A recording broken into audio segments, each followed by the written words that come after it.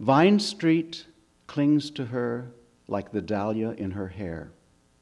His convertible cruises toward that intersection of dreams. It seems this ride will go on forever, and in a way it does, because I remember it, just as I won't forget the glitter on her faraway grave.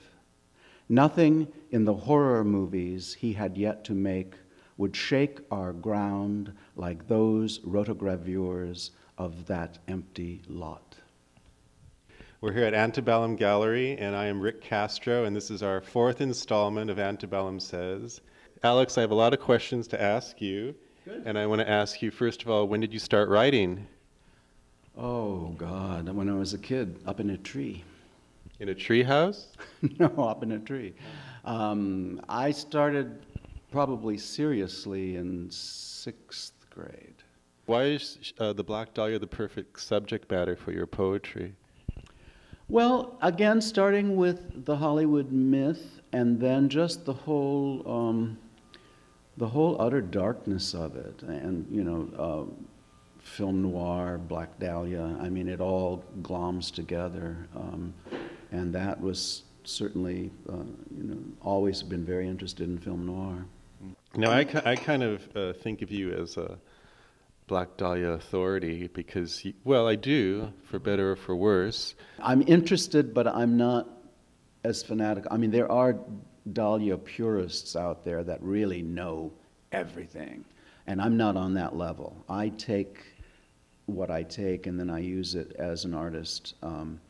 So I have a fascination, and there's a lot still stored up here, but I'm not like an academician who knows all of the details in the way that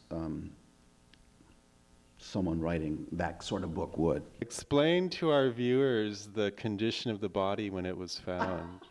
God. Antebellum wants to know. It was cut up. It was severed. It was cut straight down the middle. And one of the things that was amazing was that there was no blood. And that was obviously that she had been cut somewhere and drained of the blood, and then they brought the body after that happened. But the face was also contorted. There were slashes on the face and on the upper body. I mean, it was the work of a very insane, evil person. I found the TV movie with Lucy Arnaz playing the Black Dahlia, but she looks just like her. The only wonderful thing about that is the casting of Lucy Arnaz, because it's utterly amazing. If you look at the famous mugshot, that one mugshot from Santa Barbara of Elizabeth Short, the resemblance is startling, and I'm sure that's why she was cast. And she was very good. It's just that it's just laughable because I thought she did a great job.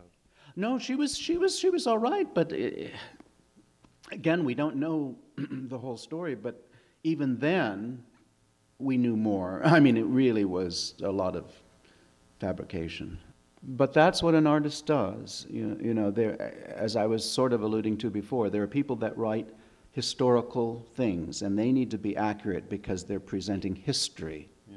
A novelist, a poet, a playwright does not do that. We live in an imaginary world, and we present something that's different. And so, even though Elroy's book may not at all be reasonable to some people, it's one story. Maybe she never really existed. She existed. Why do you think there's a continuous fascination with her to this day?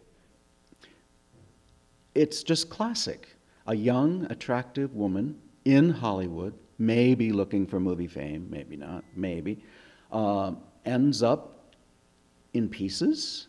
I mean, that's just one of these archetypal kinds of things. So it had, from the beginning, an interest, and then it continued, I think, because, again, people constantly wonder, who could have done this? Who could have been evil enough to have done this thing?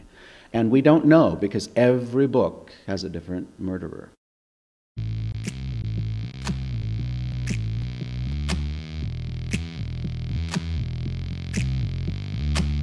I think I'm drowning, asphyxiated. I wanna break the spell that you've created. Antebellum wants to know.